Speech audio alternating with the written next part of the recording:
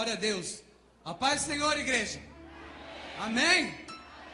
Glória a Deus. Confesso a vocês que já estou com saudade. Estamos indo embora na quarta-feira, mas esses 2 dias os baianos já nos contagiou.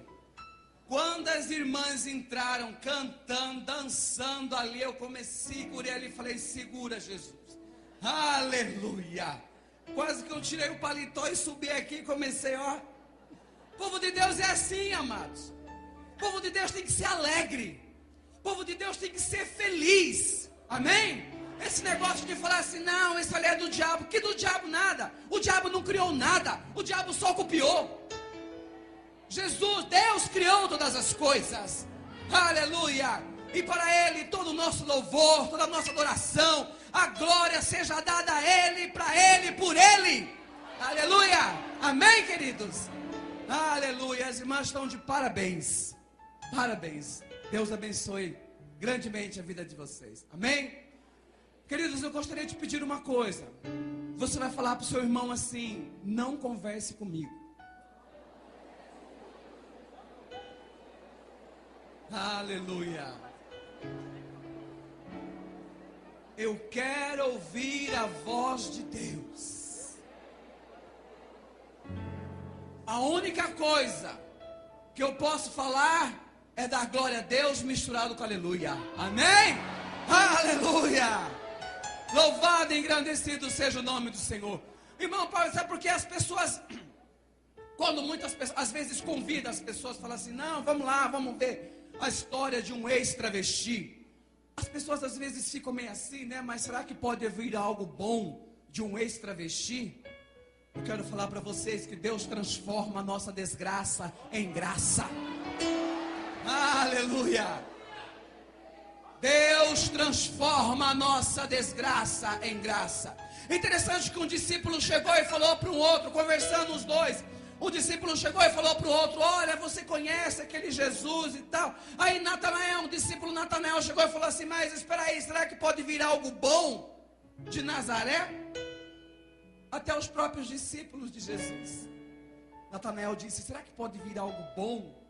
Mas nós precisamos estar atentos para ouvir a voz de Deus. Amém? Principalmente pais. Pais, ouve a voz do Senhor. E sempre quando eu começo a dizer, falar aquilo que Deus fez na minha vida, igreja, eu sempre digo que nós não somos preconceituosos. Não. Nós não odiamos os homossexuais. Também não. Nós não somos avesso aos homossexuais. Nós não odiamos os homossexuais. Nós também não somos homofóbicos. Alguém já viu essa palavra homofobia? Os ativistas gays, o movimento pró-homossexualismo, dizem que nós evangélicos somos homofóbicos, que nós evangélicos somos preconceituosos. Eles dizem que a Bíblia é homofóbica, que a Bíblia não é a boca de Deus.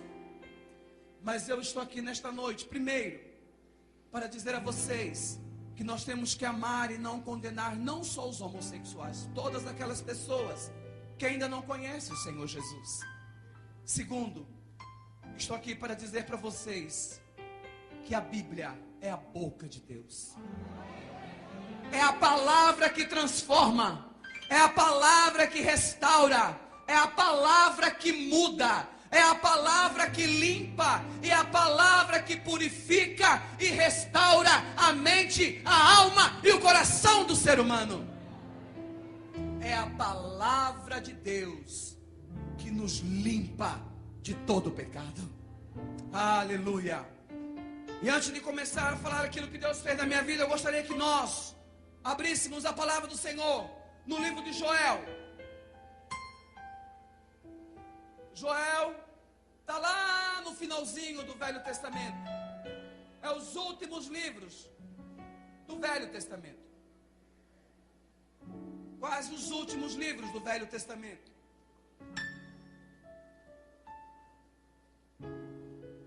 Deus usou a vida deste profeta para fazer um convite para nós.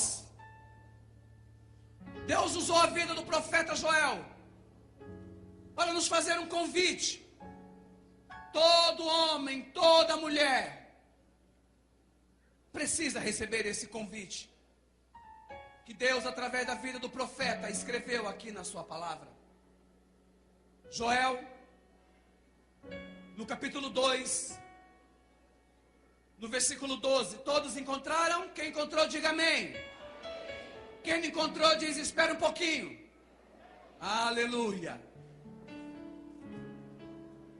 Glória a Deus.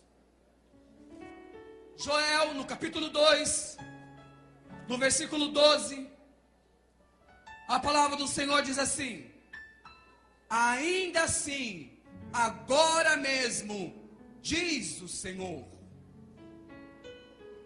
convertei-vos a mim de todo o vosso coração, e isso com jejum, com choro e com planto, e rasgai os vossos corações, e não as vossas vestes.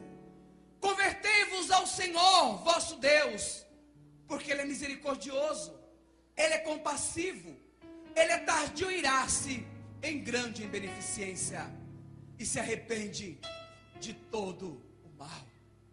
Aleluia. Converter ao Senhor. Mas o que é converter ao Senhor Jesus? Como eu disse, todo homem, toda mulher que nasce de uma relação sexual, nasce com a semente adâmica do pecado. Nós nascemos com a semente do pecado. É por isso, queridos, que nós precisamos nos converter a Deus. É por isso que nós precisamos entregar a nossa vida ao Senhor, para nós experimentarmos o que Deus tem de melhor para as nossas vidas. Amém? Só que não era assim com a minha família. A minha família não conhecia o Jesus da Bíblia. A minha família não conhecia esse Jesus transformador. A minha mãe, ela disse que quando a minha mãe se casou, o meu pai era um homem muito bom, meu pai era um homem maravilhoso. Logo vieram os filhos. Nós somos em 4. Eu tenho 3 irmãs e eu, o único filho homem da minha família. E quando minha mãe disse que quando meu pai começou a beber, meu pai começou a beber socialmente. E nesse socialmente o meu pai se tornou um alcoólatra, um homem agressivo, um homem violento. Mas a minha família, elas estavam servindo uma outra religião. Os meus pais, eles eram espíritas, tanto do lado materno como do lado paterno. Todos da minha família eram espíritas.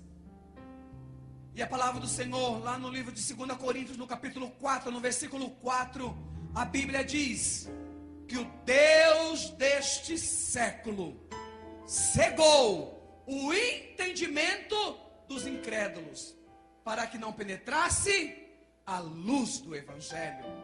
A minha mãe estava cega, meus pais estavam cegos naquela religião em qual eles estavam servindo.